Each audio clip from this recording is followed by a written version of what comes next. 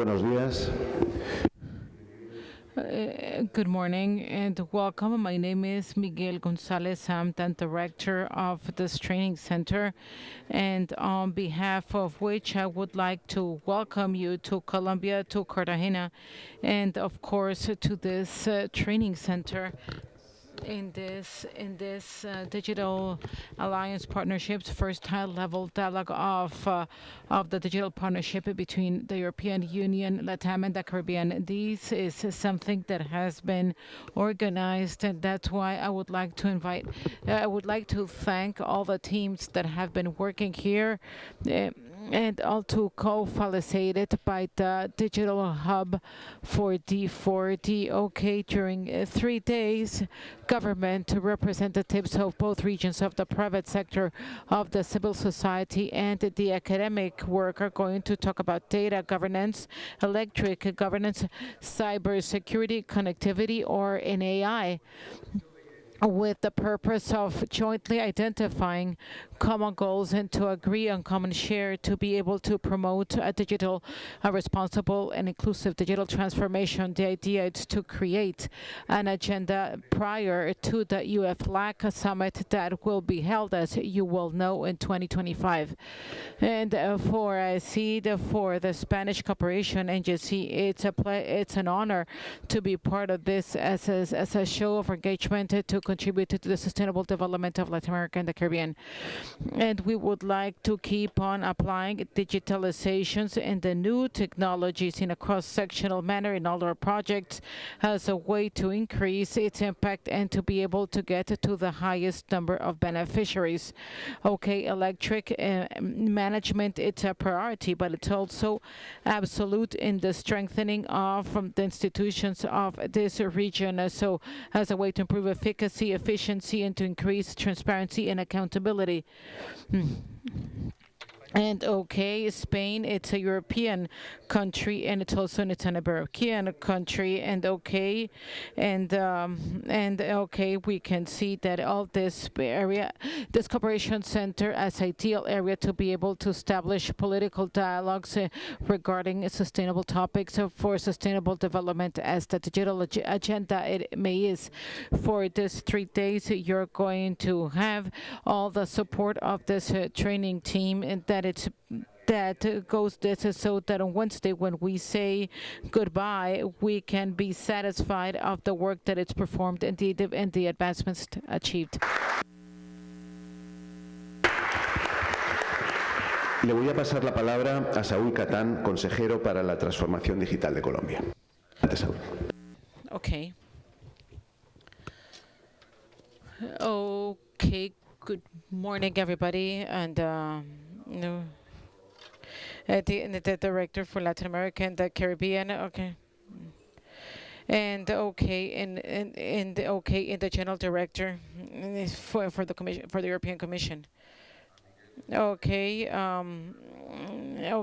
for the people that, Miguel Gonzalez, that works in Cartagena, and I would like to give a very small welcoming to the international community and of the European Union, and also of the countries and LATAM and the Caribbean, and to all the high officers that are here from the national government, and also all the representatives of the private sector, of the industry, and above all of all the universities and the academia. Welcome all.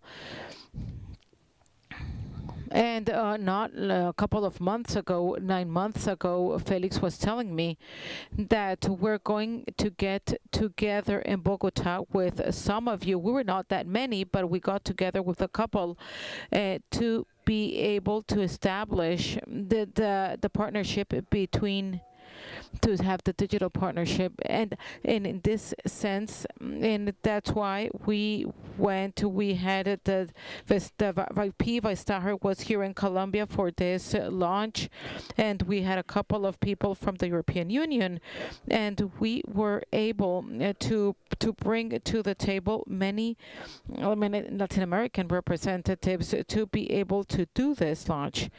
And as we say, this type of launch, these are beautiful events. They are beautiful event. They're a particular event and picture taking, and that's it. And the truth is what we wanted was not that. What we really wanted was to move forward in different topics of this digital integration between Latin America and the Caribbean. And I think that we've been accomplished it. I think that we've been able to do this. Of course, there is a way to follow.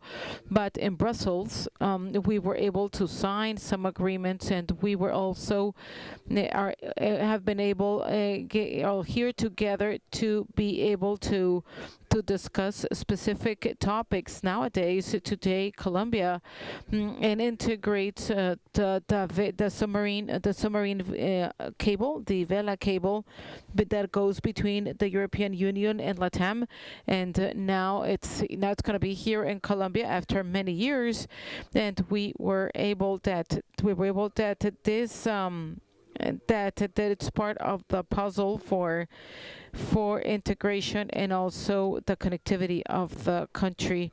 Okay, we started talking about very important topics, as is connectivity at its spatial topics. And being able to see the observation of the Earth through Copernicus, and here in Colombia. And the help and of many countries towards of the cooperation of many countries with here in Colombia. We've had the contribution of many of the countries in the UE. We've been gathered together in Sweden, and also with Finland, and also with private sector companies like Airbus, as Leonardo. And also Spain, of course, has been a big ally for this type of things. And I think that we started to coordinate this big partnership, and if we're able to work hand in hand between the Latino countries, and if we are able to take advantage of all the resources that the European Union has, because of all the years of learning, because of all the years in which they've been working in so many of these topics. I think that we're going to be able to make this a very fruitful session and allow the development of the region in digital topics, that it's going to change the history of the region, to change the history of the world, because this is how we can evolve, and we can move from a developing region or underdeveloped region, as some people say it, to a developed country, and we could do it in a couple of years through this digital alliance. Thank you so much, and thank you. Welcome.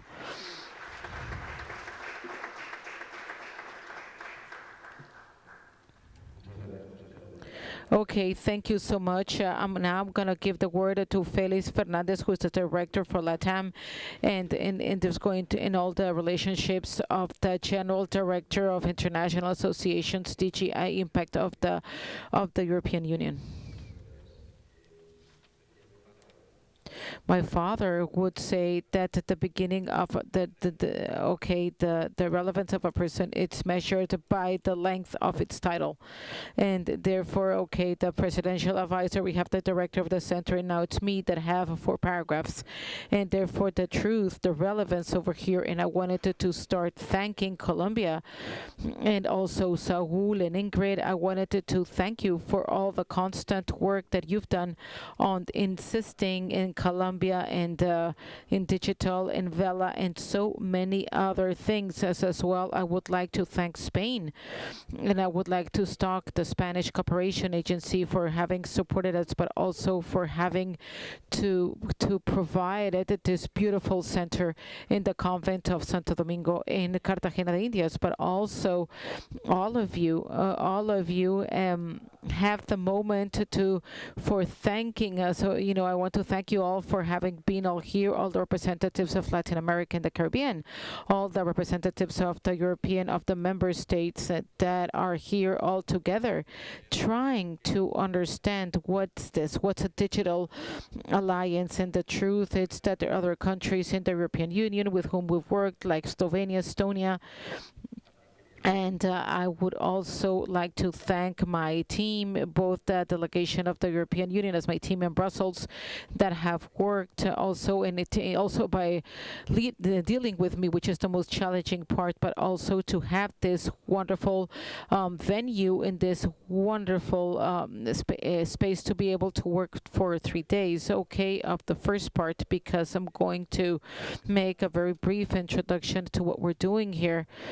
And also for us in the Commission, it's a pleasure to have the civil society in the private sector and to have these discussions with everybody.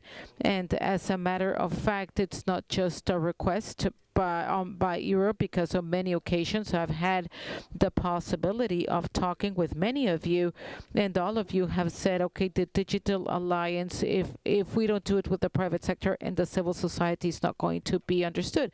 That's why we're trying to be this as open as possible, as although this is going to be more political as more policy. The colleagues and friends from the Caribbean and also from some of our member states. What we're doing here today is following on the commitment of our heads of state and government in Brussels when they signed, or rather they photo-signed, the Digital Alliance between EU and Latin America, and they gave us the mandate to develop it. In our view, the Digital Alliance has a number of components, but the central component is the bi-regional policy dialogues that we are starting today. As Saul was mentioning, this is the first step that we take concretely to give content and to give substance to the Digital Alliance.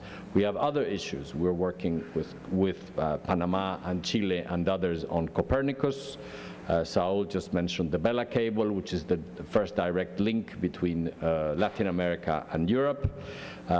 We have already witnessed today how it's going to land here in Colombia, and we're trying to work around making the Bella cable accessible to all Latin American and Caribbean countries. You would also have today a show around the EU-LAC Digital Accelerator, which is meant also to give content to those startups, to those young entrepreneurs and businesses that are working out on the digital issues, and particularly on the smart production case, which is the first one we picked. But these are, I think, part of the Digital Alliance. The bi-regional dialogue level we have today is very important because we are starting to identify what is it we want to do together. And I want you to keep these words very close, because meetings like this, you and us in both sides of the Atlantic, we have plenty. We have plenty of meetings where we all gather together and we talk about how digital is important, how artificial intelligence is important, how cyber is important. And this is important also because I would like us to not try to repeat that. And I'm going to say it with a big smile on the face, because what I would like us to do today and tomorrow is to concentrate on what is it that we can do together as Europe and Latin America. We all know you are the practitioners, we are the practitioners, we all know what we're doing, we all know how it is important, we all know how it's going to be crucial for the future of our societies to have a good digital understanding. We all know all this and we say it every day. What I would like is that all of us focus on what we can do together, because this is the mandate we got from our heads of state. What is it we can do together? They've already done the big statements. They've already said that we share values, that we look at things in a similar way. In fact, and to summarize, what they have said is that we all think that technology should serve people and not the other way around. And this, I think, is the best way to summarize all the doctrine and the literature we have nationally and internationally. I'll come back in a minute to that. However, we have to keep also in mind that the EU-LAC Digital Alliance is not only this setup with a number of concrete things like Bella, like the accelerator, or whatever we can agree on these days. We've also seen there the Global Gateway investment agenda, which is also with the D4D Hub and some of the teams that are here today in charge of working bilaterally with many of you. We already have this digital cooperation with all of you, with many, and we would like to insist and we would like to also support the Digital Alliance, not only bi-regionally, but also bilaterally. The third element I've already introduced a bit, is what are we doing here today? What would we want to do? Well, first, we all need to set an objective, and the objective is, Saul will correct me, is 2025, Colombia is meant to host the next EU-CELAC Summit. So all of you are civil servants like us, and your heads of state are going to tell you, okay, what you signed in Brussels in July 2023, what have you done with it? Did you do something interesting, or you just sat around, went to Cartagena, had a great field trip, and then went back to your business? So this is the first thing. What are we going to move up to 2025 for our heads of state to support, to approve, to endorse? And this is where I think we must be attentive not to duplicate the work we do in other fora. The second issue is you have received today a certain number of concept notes. These are completely marked here, in the sense that we have put them together with my team, with many of the contributions that all of your people have given us. This is just to launch the discussion. But the discussion today is going to be organized in presentations and then open-ended roundtable discussion. What I would like you to concentrate is on what are we meant to deliver on this week. What I would propose that we try to deliver is in each of the 5 tracks that we have, that we identify 1, maybe 2, or if you want to work a lot, 3 possible issues that we could do together as Europe, Latin America, and the Caribbean. And that's what we would need to focus then on.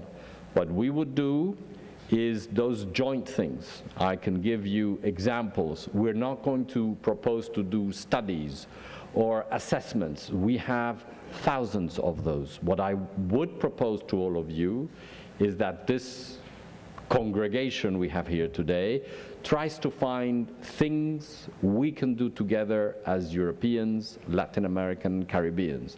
Is it going to be the e-identity? Is it going to be the digital signature? Is it going to be cybersecurity protocols? Is it going to be connectivity around the Bella cable or issues around 5G? Is it going to be artificial intelligence? And I would like to add a 6th one that does not exist in the Digital Alliance formally, but which I think is really, really important.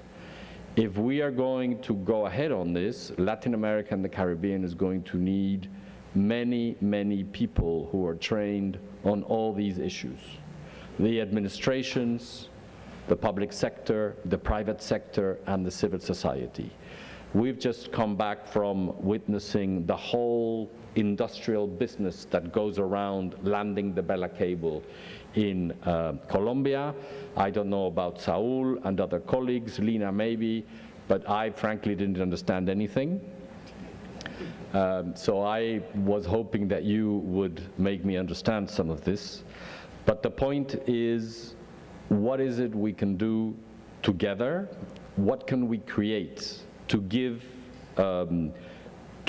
identity and specific content to the mandate that was given by us, by the heads of state and government.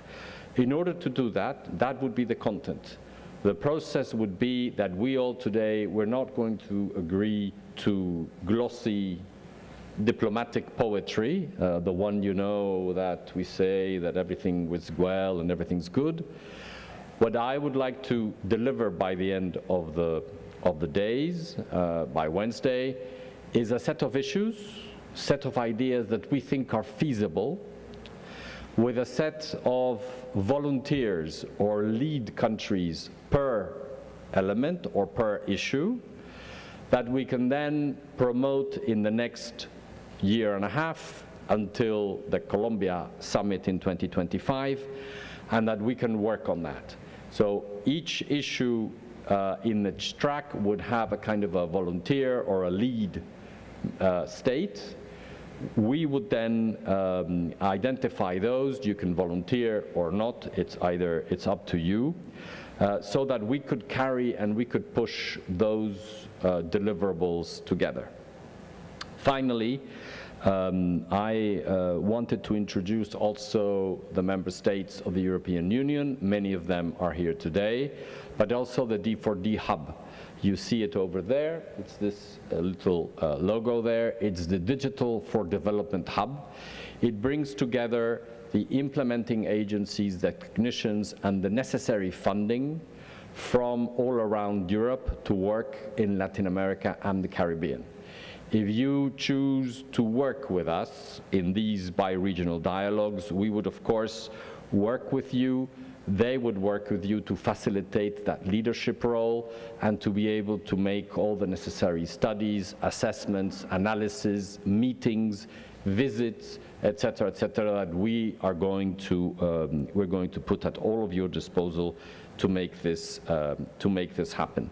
The idea, of course, as you all know, the European Commission has made available an initial 50 million euro to work on the Digital Alliance, but of course other member states are working in a similar track. And what we would like is to identify those issues, those specific issues that we want to take up to our heads of state in Colombia in 2025. So we would need to identify those issues, maybe make a little action plan, and maybe have some of you push to deliver on that towards Colombia. Yo creo que ya he sido bastante largo, pero veo que estamos dentro del tiempo establecido. I know I've been talking for long, but I think we're within time, but I would like to thank everybody.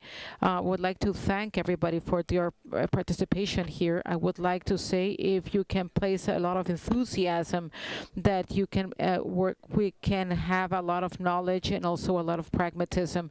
What we want today, it's not to say how much we like each other and how warm it's here. I can say that whoever is wearing a tie, you are allowed to take off your tie, but I wanted to say it's that we all have that blend of pragmatism, experience, and knowledge that leads us to identify what are the topics that we wanted to make it true in the digital alliance between the European Union and the LAC regions. And once again, welcome to Cartagena.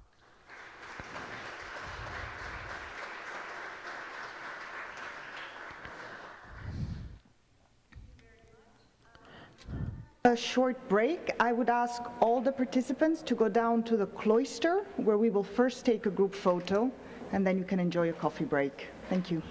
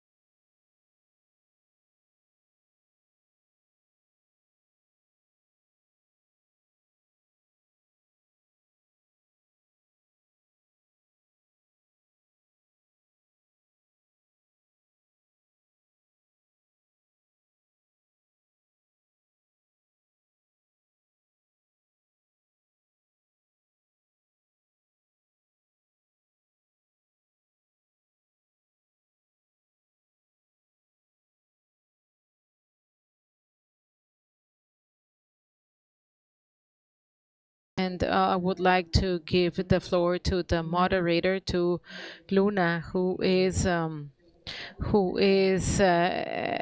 that's to ask about the accelerator and everybody, and as you can see, and we have different agents of the entrepreneurship and innovation ecosystem.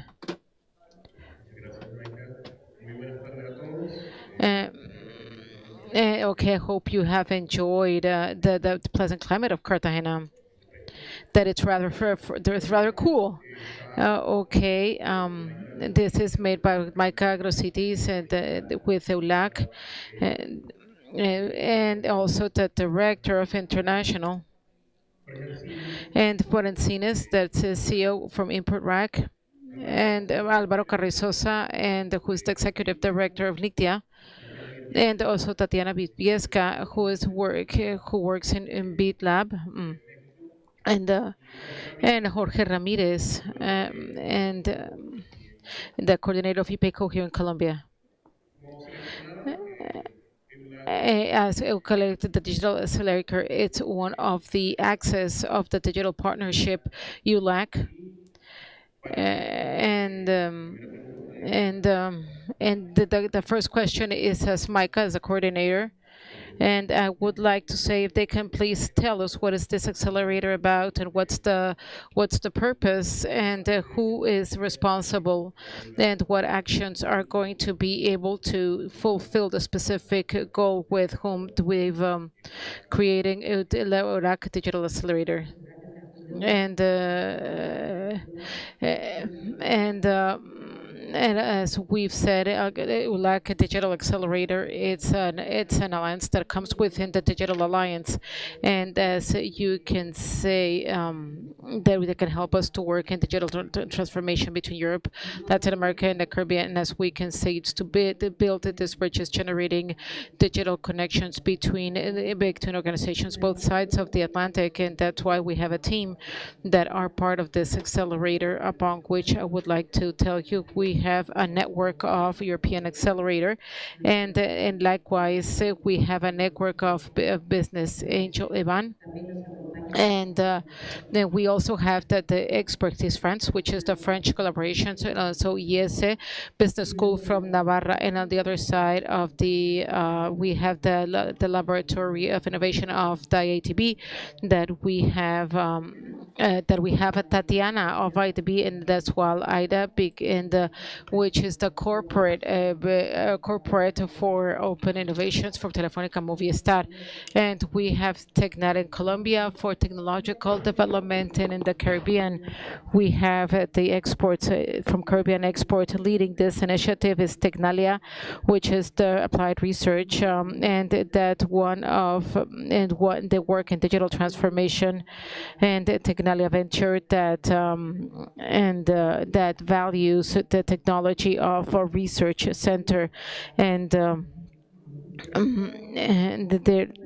they also with patents, and also with and all of these partners that are part of this accelerators, and to be able to fulfill these goals. I'm not saying this, we can say that this initiatives that was launched in 2023, they have an executive period of 5 years execution period, and all of us will be working to carry out the different activities that contribute with the goal of building bridges for accelerating digital transformation.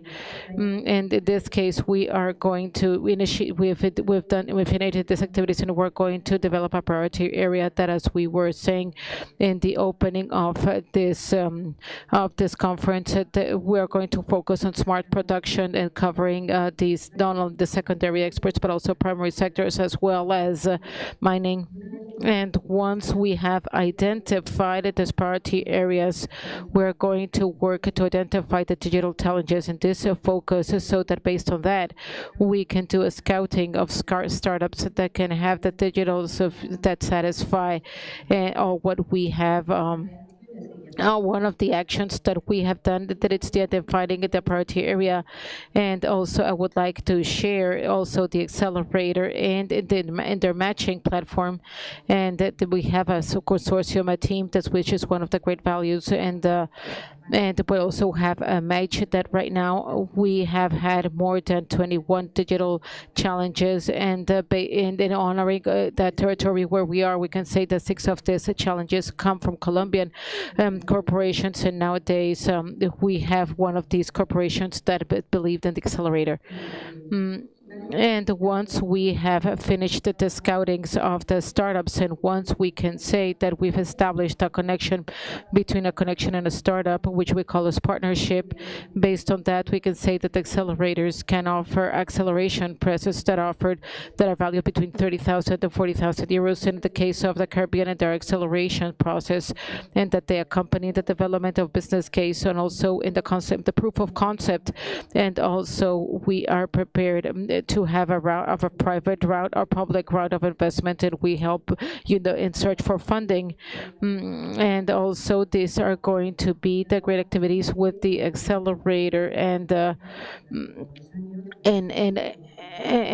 we are going to identifying areas of opportunity, and there we can say that we are always going to be working in the idea of digital challenges where the startups can, with their digital solutions, they can satisfy these challenges. And okay, this is basically what we have. This is how I would describe the digital accelerator.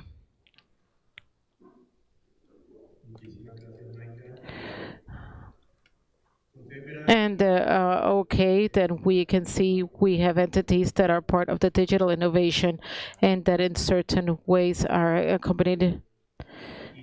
And we also have Tatiana Viverska that works in BitLab Mexico, and the BitLab, it's the innovation lab of the Inter-American Development, which is the first source of funding for development in Latin America and the Caribbean. And amongst the things that they ask, they mobilize funding and knowledge and also connections to be able to support entrepreneurships, innovators, and to the ecosystems to which.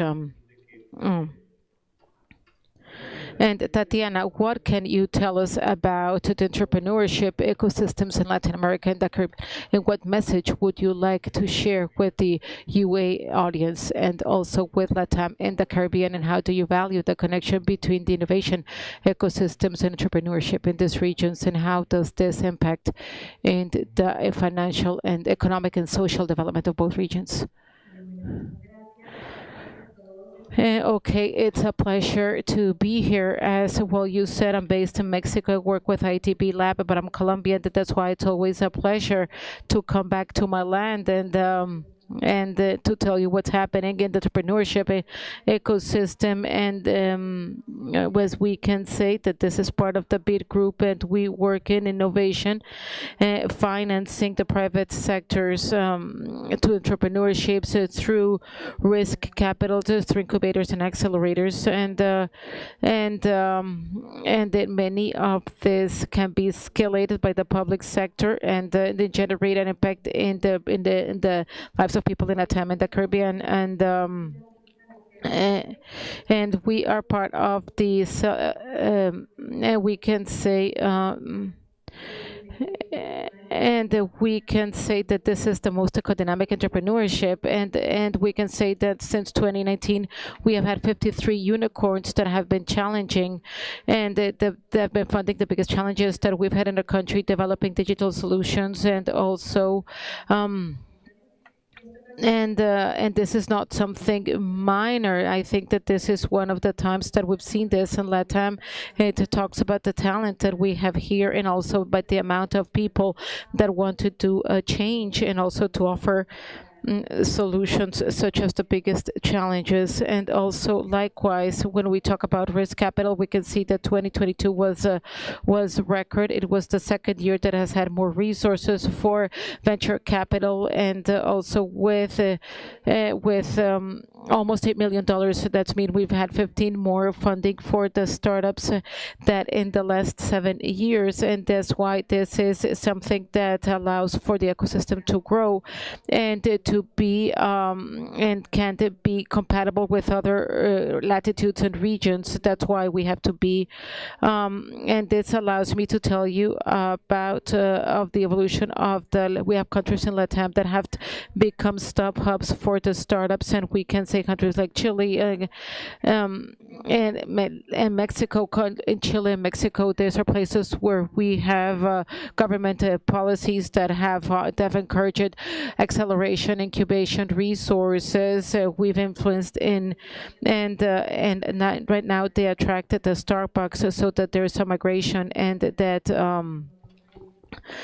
and also Mexico, that it's the country where I am based, has turned into the favorite destinations for startups because they're so close to more access to resource in the nearshoring, and also a gigantic market, and also for startups that are born in Colombia or Chile get to the maximum market point, and when they migrate to Mexico, they can try a bigger market, have access to more resources, and most of them become unicorns. And as we have seen with the case of Rappi, that many of you should know, and there are many other cases like Abi, Confio, Voila, that are startups that work in fintech, in mobility, and in logistics. And that this is a very promising, positive scenario with a lot of trust, and for these type of partnerships and bridges that we are trying to build between Europe and Latam and the Caribbean. And okay, when we talk about it, we can see that this is what we can see, but in the last years, we can see an explosion of, and that we're funding since the bank, many of them are co-funding.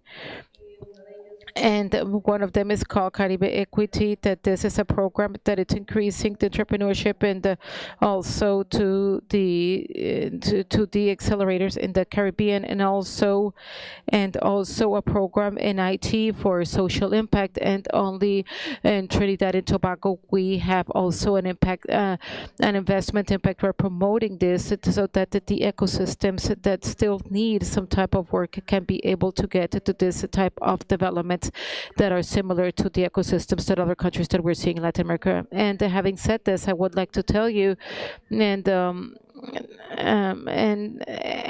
that the startups can work. They can work with European institutions, which is what Micah was telling you, and also that the European startups can come to LATAM and work with corporates, and that this is and that we hope that we can promote this, and we hope that we can get a lot of joint ventures, and that and okay, thank you so much. A lot of information and very useful information. Jorge Ancines, it's the CEO of InfoTrack. InfoTrack, it's a company that offers first technology to maximize productivity in the supply chain. And we would like to tell Jorge to tell us, how does this company arise, how they're working in the innovation prize, and what it's allowing you to work in open innovation. And also we can say that this is one of the companies that contributed some of the challenges in which we are going to work in the EU-LAC Digital Accelerator.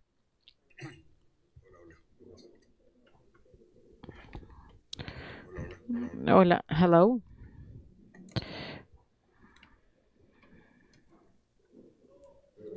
Okay, good afternoon, everybody. I would like that InfoTrack. We're a technological integrator to ensure all the supply chain, all the distribution of products, and of our customers. And we work with massive consumption, with retail, transport, logistics, and transport. And okay, we are a company that it's with 33 years of experience in these solutions, and we have a presence in Panama and Mexico, and what we do, and the company came up as a result of an innovation process that we had like 30 years ago, and we had made a company with other partners and working in innovation with wireless, and with wireless networks. We had all these technologies, and we have had data collectors by radio frequency, and this is why we arrived to today's topics, which is basically mobile computations. We integrate mobile combination hardware and also software and also associated services to these technologies. And okay, basically the innovation, we've been working innovation process for more than 10 years. And we can see that we've had peaks and valleys with different kind of solutions and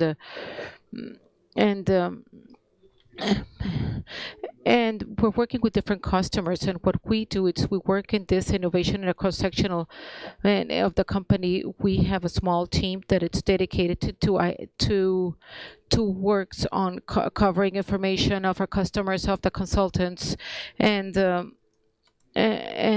that's why we work, in a cross-sectional manner, and through the different types of the company. And we are very interested in this project because this is an open innovation program, and I don't know if culturally here in Colombia and Latam we are a bit like jealous and selfish with knowledge, and in such a way that right now with so much disruptive technology that we have that we know as transformation, the transformation 4.0 and all this type of these technologies, we think that it's very important to start participating in open innovation programs because therefore that's why we think that it's very interesting to work on this business and this open innovation business model.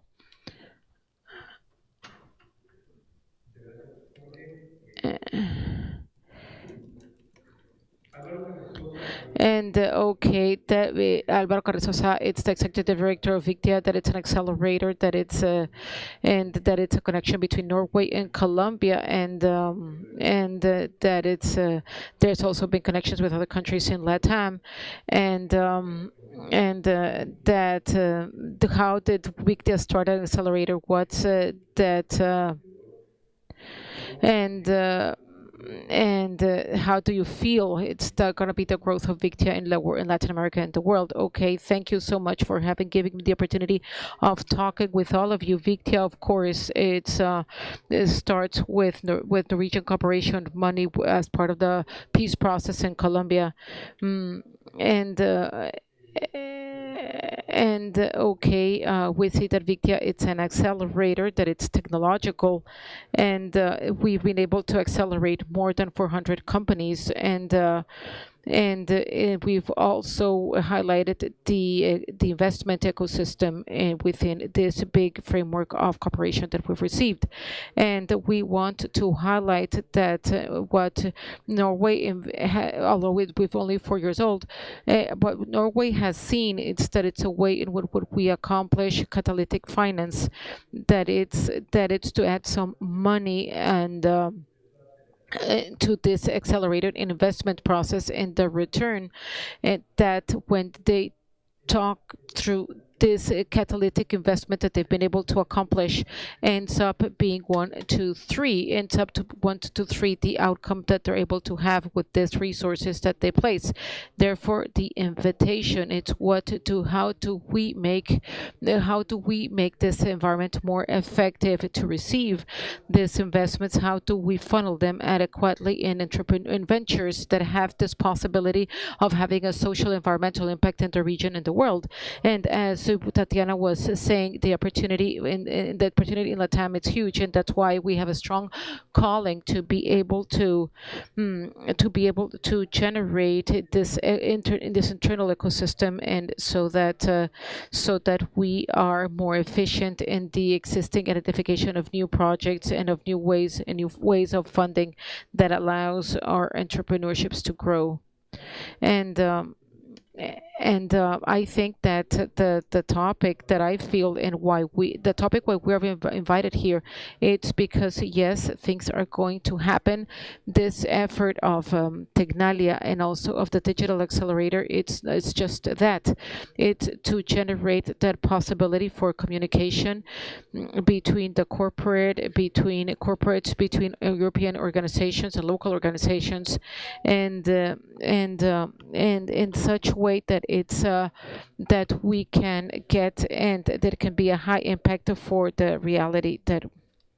Thank you so much. Muchísimas gracias. Thank you, Alvaro.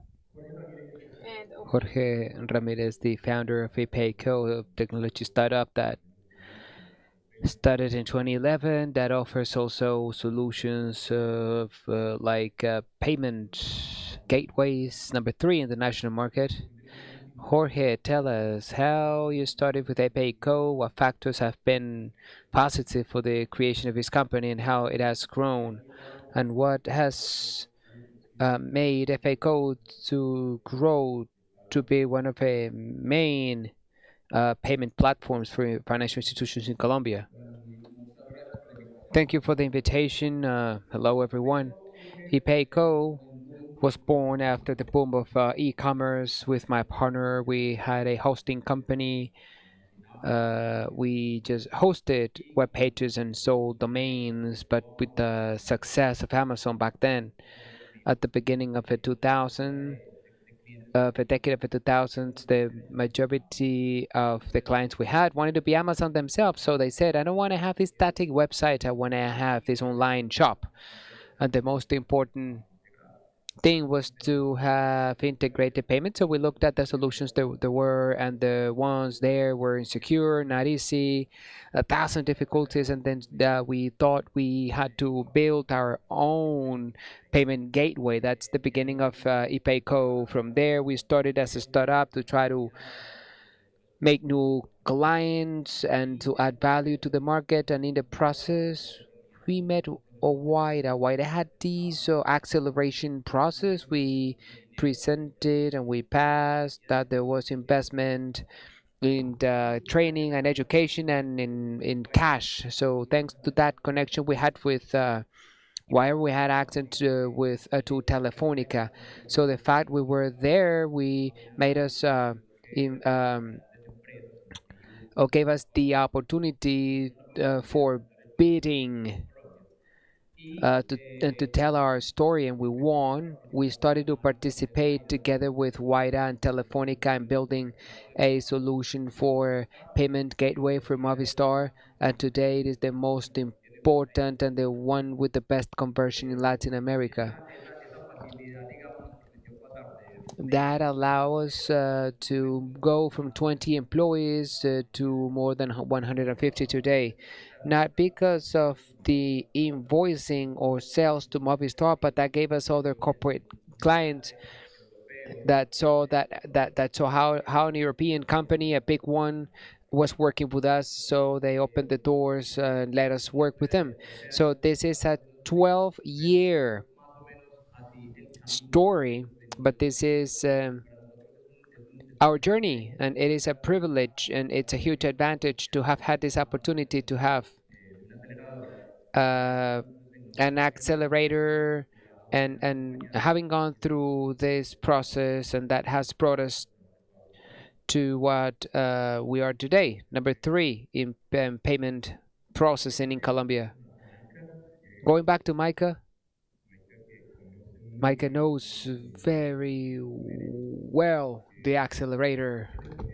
What would you like to highlight about this accelerator? What message would you like to share with the corporates and the startups and other agents in the innovation ecosystem in Europe and Latin America and the Caribbean? I would start with a general message, encouraging other companies to participate in open innovation processes. We heard InfoTrack, we heard other experiences, and this is about knowledge, about talent.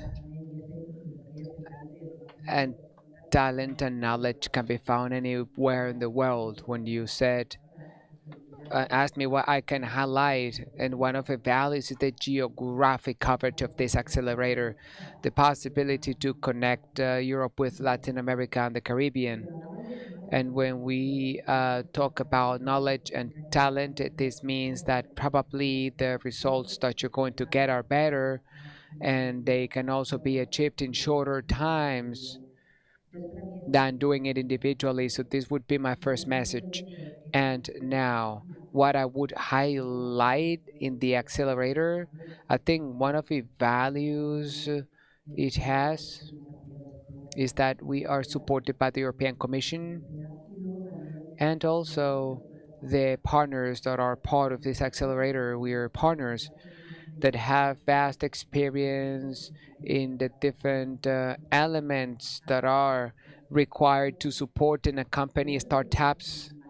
And another value that I would highlight is the possibility to accompany our partners to reduce risks. And we do this through our services. This is acceleration services. They're supported by the project, and the partners can also be benefited from this. If we have a corporation here, my invitation is that you become part of the accelerator. We've been identifying challenges with the corporations, and we've realized that there are corporations that had their challenges very well identified, but in other cases we find that although they have identified their challenges, they still need support and accompaniment to develop them. So this is how we encourage corporations to share the digital risks.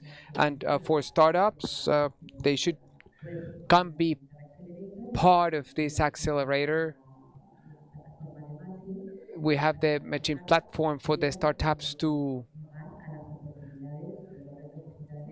reach out to the opportunities in Europe and Latin America and the Caribbean. And must also said that these acceleration services will allow you to reduce risks and to have a successful joint venture. I also encourage the accelerators to come and join with us, because the more challenges we can tackle, the more opportunities we can offer for connections and economic growth. So all these organizations, I'm asking you to please come to us. This is another service that you can bring to your companies. This can help you in innovation or in your internationalization processes. So everybody, I encourage you to join our accelerator initiative. That you have the website, and there you have my contact information. Maybe we don't have the opportunity to have a round of questions because we're tight with time, but I encourage you that any question you have, any comment you want to share with us, we are going to be happy to receive it. We'll process it, share it with the other panelists at the table. Thank you. Thank you, Micah. Adriana. B-Lab is one of the partners of the EU-LAC Digital Accelerator. Out of all the initiatives that are supported, what would you like to highlight of a EU-LAC Digital Accelerator and how you are helping this initiative? Thank you. I would like to start by saying that our collaboration with the European Union is framed in something that's bigger. We've been working under 3 framework agreements since 2012, where the EU allocated more than 400 million euros to development programs through the Inter-American Bank of Development. And in particular, since 2020 until 2023, we've developed almost 70 projects in different countries in Latin America with more than 15 European partners. So with Technalia, and the accelerator is here to add value and to evolve this partnership.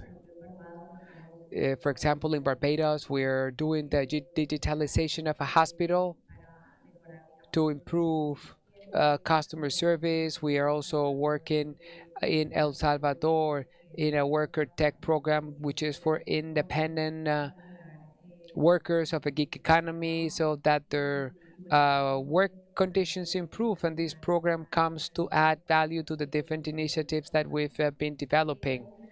In addition to that, as you all know, this is the macroeconomic situation has been a bit complicated with the high interest rates that have counteracted the inflation. We've seen how liquidity has been reduced for startups in Latin America and the Caribbean. So this has shown that the startups that remain there are more resilient and that they have more talent and they know how to innovate in their business. So I think we are creating startups of very high quality, and Latin America is showing that every time there is adversity, we know how to turn it around and get the best out of it. And derived from that, we've seen that there has been in Latin America a big tech startups, a pure technology sector. Before we saw how engineers graduated and then went to big corporations. Now we see that these professions now do more entrepreneurship, developing their own technologies and companies. So we have seen, or a few months ago, we came up with a publication called The New Wave that talks about big tech and startups in Latin America, and there are around 250 startups that are developing these digitalization processes and technology. And I believe that these type of startups are the ones that we need to join this program with the EU. So this is also motivating to take this Latin American talent. We can do technology in Latin America, and the state-of-the-art technology indeed. That is something I would like to highlight. And something else is that even before we started this project, and other panelists have already mentioned, this is open source innovation. So this is how we see it from the bank. Maybe one of the best or the most efficient ways to innovate in a corporation. So we're promoting this interaction between corporations and startups.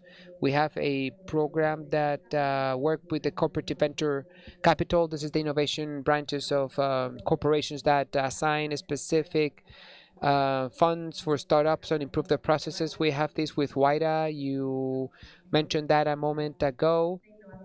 This is the innovation arm of Telefonica, and from there we also want to come up with new proposals, startups, and collaborations that could be added to the EU-LAC Digital Accelerator. So with that, our idea is that in addition to that, and once we have the best success cases of these joint ventures and partnerships between corporations and startups in the accelerator, we, as the BIT Lab and part of the Inter-American Development Bank, not only do research, which is what I have shared with you today, but also we fund projects. So the idea is to use our blended finance instruments, including capital investment, debt, technical cooperation, to fund some of the initiatives that come out of this program, so that they're not just left out in that acceleration phase, but rather develop a solution that goes beyond the program. Thank you very much, Tatiana. Jorge.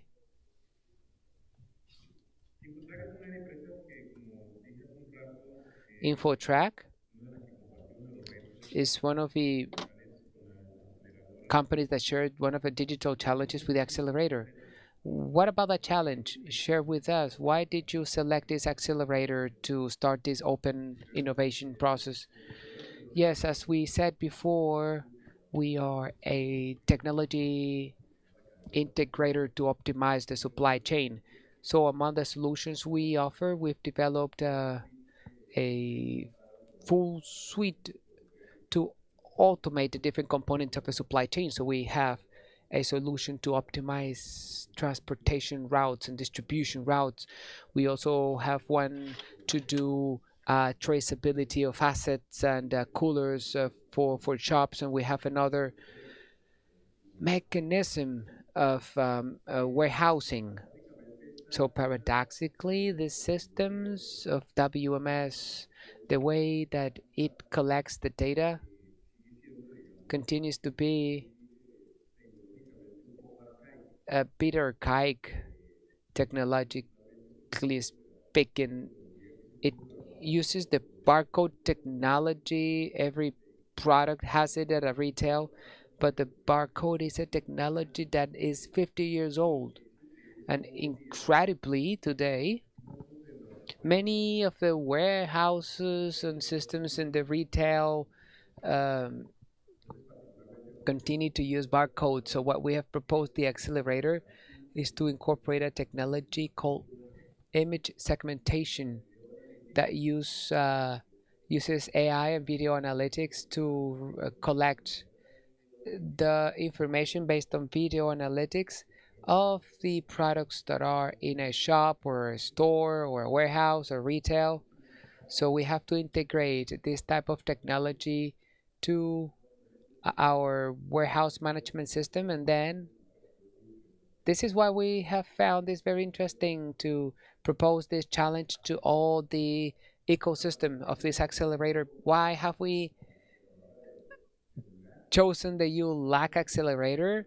Mainly because we have worked with Tecnalia in the past. Some of the projects here in Colombia, we've participated in some of the invitations and calls from Ministry of Science and Telecoms with very good results. We've received support not only in Colombia, but the different teams that we have in Europe.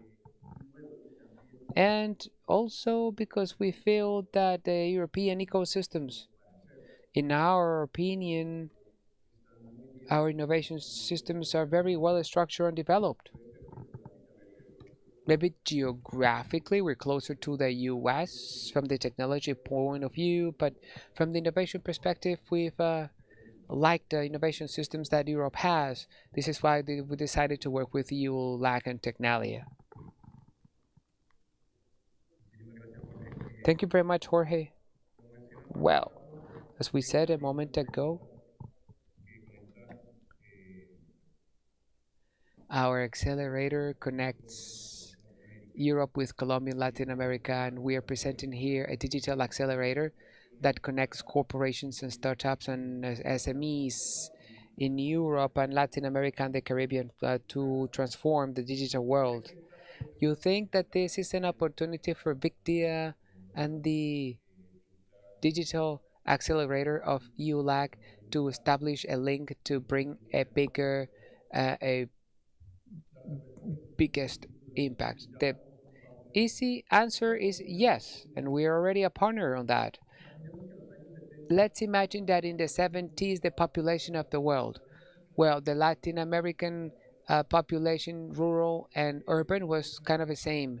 From that day to here, the number of the population has quadrupled, and 80% of the population lives in the big cities, with every problem and social problem, which I think we already know. So what we are trying to find with BICDIA is to find a way to fund technology-based solutions that have impact on 4 fundamental aspects. First, mobility, circular economies, food security, and financial inclusion or new ways of funding. We're convinced that to the extent that there are startups or companies that use their technology-based lines to improve cities' processes, we're going to have a significant impact on the environment and the society in the cities. And that should come not only from our own settings. I think we have to learn a lot from Europe, but also Europe has a lot to learn from our own projects and entrepreneurship. So that cross-cutting work and transverse work and knowledge transfer for small companies, corporations, SMEs in Europe and Latin America, I think is huge benefit, because these challenges are not unique to a region, but this is global challenges. Therefore, solutions should come from the global world, and there we have a huge opportunity, and we need to find a way to finance those new opportunities. First, to find them, of course. So creating these challenges also produces an opportunity to identify that we all find a way for those challenges to become a reality. Thank you very much, Alvaro. And the last question for the panel. goes to Jorge Ramirez. And based on your experience and a startup, what do you think it's important to grow and, of course, create startups? And how do you think this digital accelerator that is being presented today to the audience offers to these actors for startups to be successful? Thank you. The first thing we learned, or the first thing that benefited us when we worked, was knowledge. There were many things that we didn't know, and accelerators have expert teams that apply certain methodologies to do or to get things done. For companies, we use a term, well, I use it a lot, which is a startup friendly, but startups must also have another term, which is corporate ready, and it is to be ready for what corporations need to work with the startup.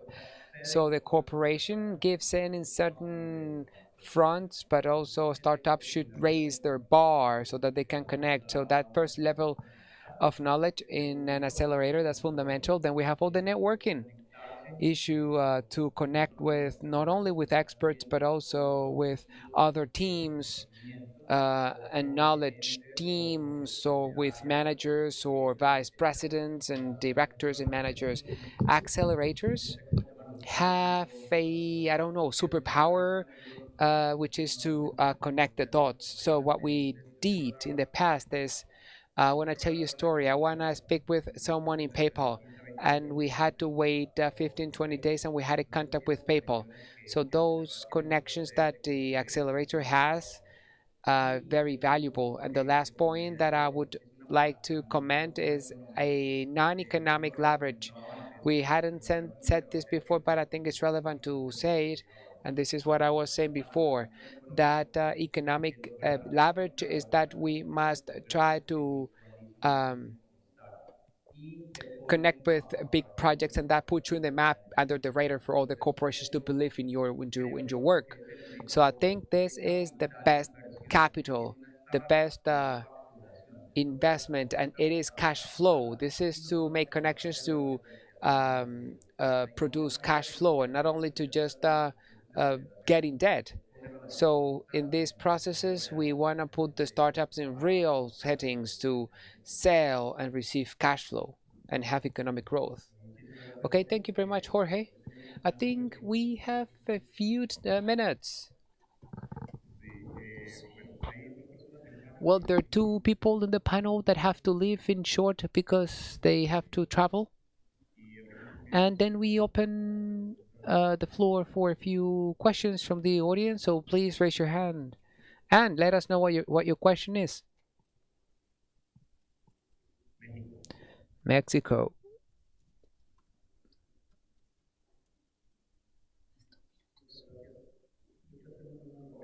I want to make a comment and ask a question. You made an analogy with the soccer, and I want to make an analogy. A sport that's very popular in Latin America. This is shoulder to shoulder. A player creates and the other player scores. We spoke and we refer to sectors and challenges specific, and startups can find the solutions. But my point is, how can we invest and motivate more? Maybe this is a proposal for the future of the alliance, and this is to establish the shared challenges in our region so that in solutions can be sought. I don't know, how do you select the criteria to pick those startups to be supported by the accelerator? But what if it's the other way around? We need the solutions. Their contest in MIT, for example, if there is a solution to this problem, we're going to fund them in $1 million, and we're going to select the project. So that's the evolution of accelerator. We have identified a priority area, but I would say that the most important thing to start these acceleration processes is to detect the challenge. If there's no challenge, there's no solution, there's no startup to be motivated. So the most important, well, in the first phase, we must identify the digital challenges of the big corporations. This can be done individually with each of the corporations, but also we're having certain experiences. We have created certain workshops with the different corporations that don't know each other, but when you're at that workshop, you realize that they have very similar challenges. So those very similar challenges at the end of the day, we call them multi-corporate challenges, which I think that maybe a challenge that was with one single company might be applicable to other companies. So far we're now working that much with initiatives that could come up under the political framework or a government's framework. We work more only with challenges of corporations. The objective is to connect. If the challenge comes from Europe, the solution have to come either from Latin America or the Caribbean and vice versa. If the challenge comes from Latin America and the Caribbean, the solution should come from Europe. I don't know if that answers your question. Okay, any other questions?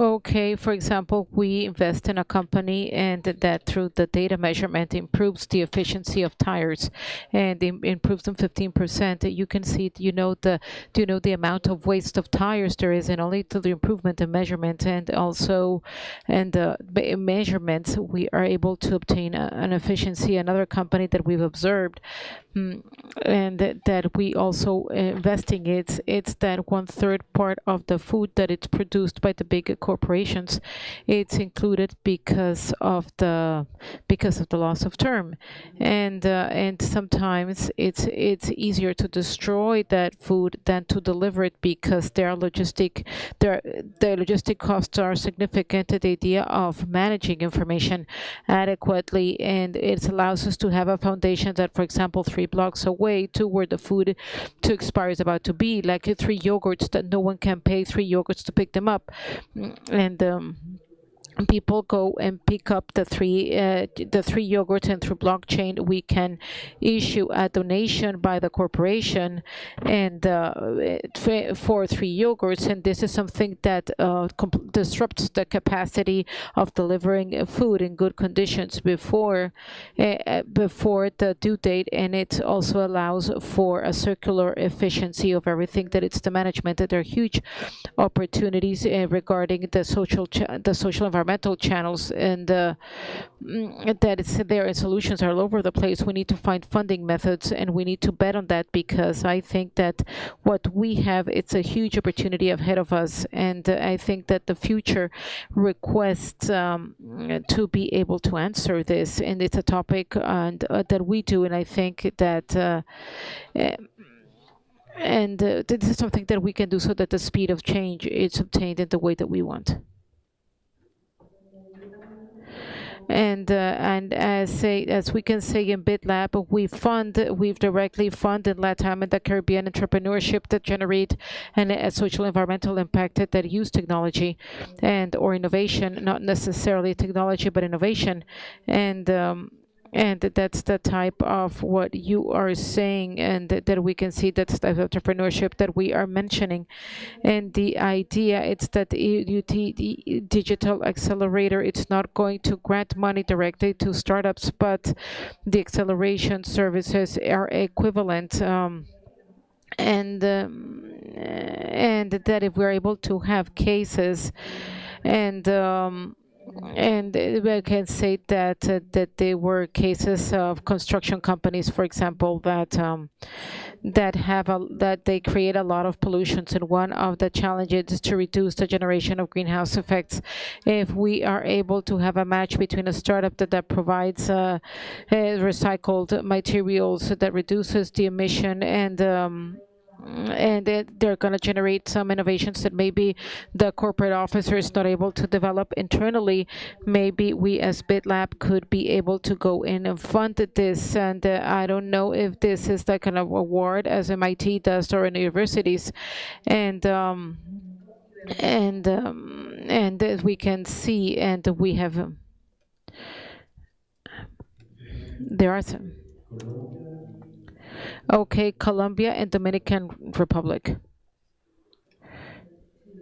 I have two questions. Okay, one question is for the payment pathway. What do you need to do a payment pathway that it's in several countries in LATAM, in Europe, and for people that work in the optimizing the logistic chain? It's what do you need to be able to optimize the logistic chain of several countries in LATAM and several countries in Europe at the same time?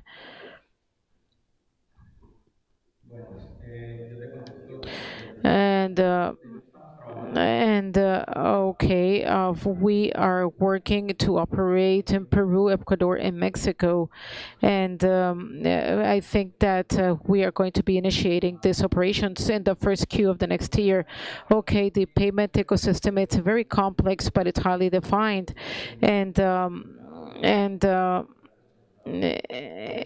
what we can say, we're working Visa and marketing to be able to connect it to their networks and to be able to have a single operation. And what we talk about the movement of the payment orders.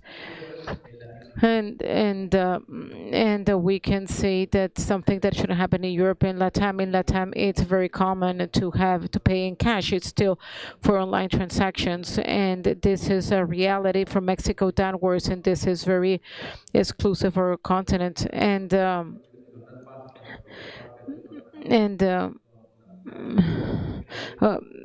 Okay, debit and credit cards are only 45% of transactions that has to happen, and therefore what we need to have, it's more open, to have connections, to have and that's why in the true cross-border is important, and it's an open conversations, but we can see that the central banks of the countries is going to change that, but it's going to make it easier.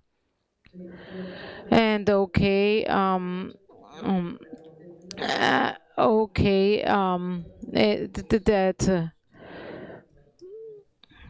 you can talk about that. Okay, that as I was mentioning, it's to be able to have an ecosystem that allows us to develop the technology that it's disruptive, and that's why this challenge, and to be able to take it to the partnership. Once a technology that it's developed, to be able to optimize the supply chain with those disruptive technologies, and then one would have to accelerate and the acceleration in the penetration in other markets. I was mentioning that we were all in Central America, in Mexico, and we can say how many of the startups and they are able to achieve, and therefore that would be the next step in a production stage of those technologies, and we would also talk about. But we can see the posterior investment rounds, because the startups can remain in the first initiative for technology, but then to scale those solutions to there is a giant step, and I think that we need to develop this. And we, as technological solutions, we can expect from the governments in general, and in our case, in the case of Colombia, and how we can support with co-funding the development of these technologies. And here we are leveraged with this process, and with this partnership with the whole of LATAM and the Caribbean. But it would be very important, and but we can see that the technological development is very expensive. It's expensive. That's why to be able to have state resources to be able to accelerate these innovations would be great. Okay. Okay, and just would like to I think this is a very interesting initiative. I would like to congratulate you. And the second is when we build when on the construction process of our digital agenda, especially digital economy, that SMEs would come in with the ideas. Okay, should they be partnership along sectors to be able to create a sectorial e-commerce, or and we and we can say we can use a driver for payment gateway and the integration with the electronic wallets. Have you seen a model or something that you've had to fund or at the corporate level for a solution of this kind? I would like to say yes, but unfortunately that's not the case. But also, as we can say that we work more from the sides of the corporates with the SMEs, I would say more, and that they can be the solvers to the ones that offer digital solutions. Okay, I see it more within the framework of another typology of clusterized project in such a way, and that with the different SMEs that may have the same challenge, and therefore that any solution can be not one single that a solution can be offered to all the SMEs with the same challenge. We have seen in the governmental policies, for example, where I come, that everything that it's already to clustering, it's to say to join, to merge SMEs under the same challenge, and to find this type of, but in the accelerator, no.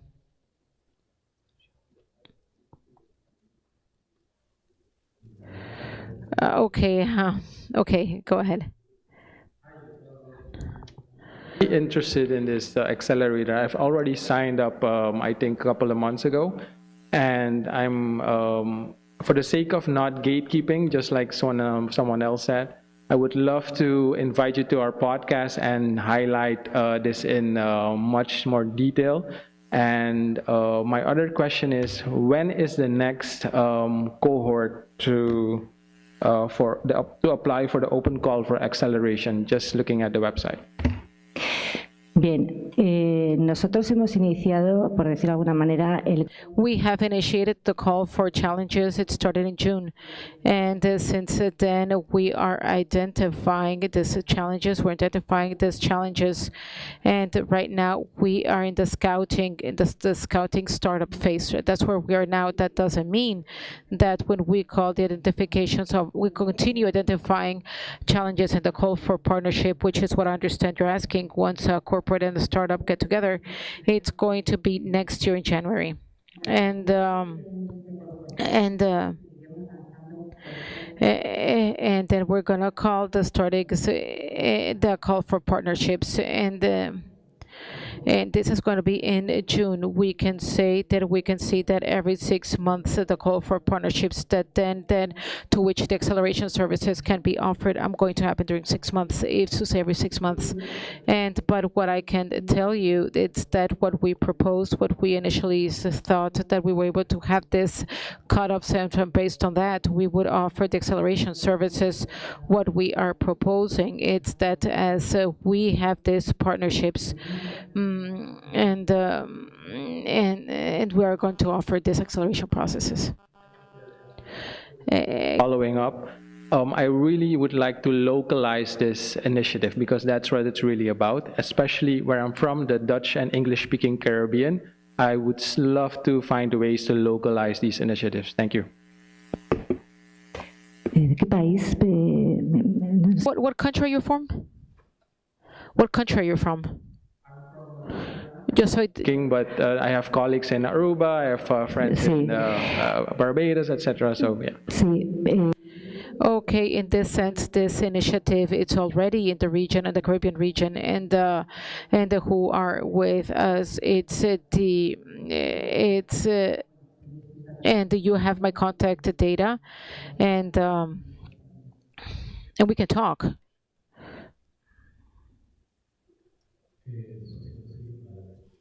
Civil society, go ahead.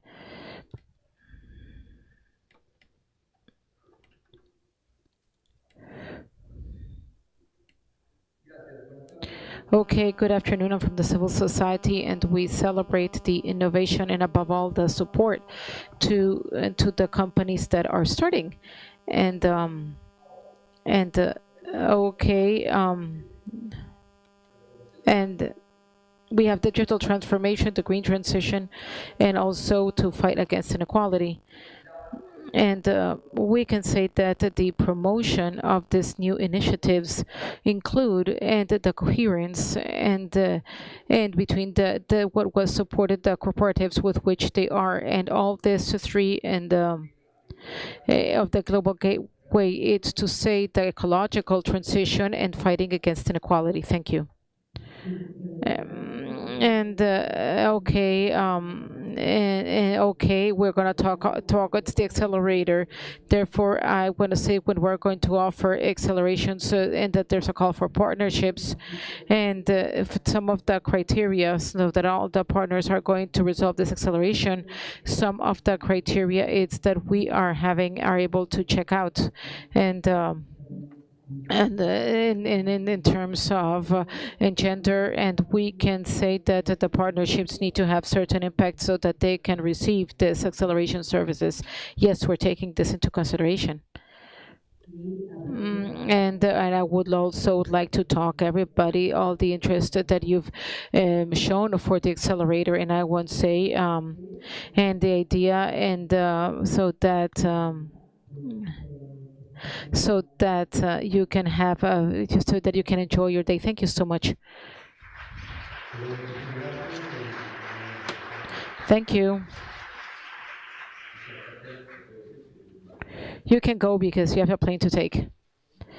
Okay, what I wanted to highlight is, first of all, and also the importance that we give in the European Commission, so that there's that innovation, it's both ways. And I think that one of the speakers has well said, and that there's no asymmetry, and that they can be an asymmetry in the way in which we create innovation, but there's no asymmetry in innovation. And we have products that are necessary in Europe and vice versa, and the idea is to get them in contact and to help them with this type of service. And for the Caribbean group, this is, I think, one of the opportunities that you have to put your startups in network, but also the other way around, to ask for solutions coming from Europe. I think it's important that you follow this up. We have some colleagues from delegations here today, but also the colleagues here can explain to you. You've seen the data from Tecnalia. I think it's very important that you follow this up in your countries to see how Caribbean and European startups and corporates can link up together on this, because one of the main issues is connecting people and connecting innovation. And finalmente, and okay, to finalize, I think that the most of the important part of this work that we are all doing, and that we have in the Digital Alliance, one of the components, which is the progressive digitalization, and also the assistance of those innovations, especially in the question that was done by Lina, and who we can see the digitalization of value chains, and that we can say that the most valuable, the more rural ones that are started to integrate in the digital way, and also, and I'm also going to say the word regulation, European regulation, deforestation, whatever. Okay, and yeah, we can use new technologies, so that. and also as a representative of the civil society, we are not going to do a call for proposals over anything, and where that doesn't include environmental, gender criteria. Of course, life is how it is, generation is how it is, but I think that this is part of this context. Thank you so much, everybody. Thank you so much, and I think that tomorrow you can enjoy Cartagena, because it's about time. Thank you so much.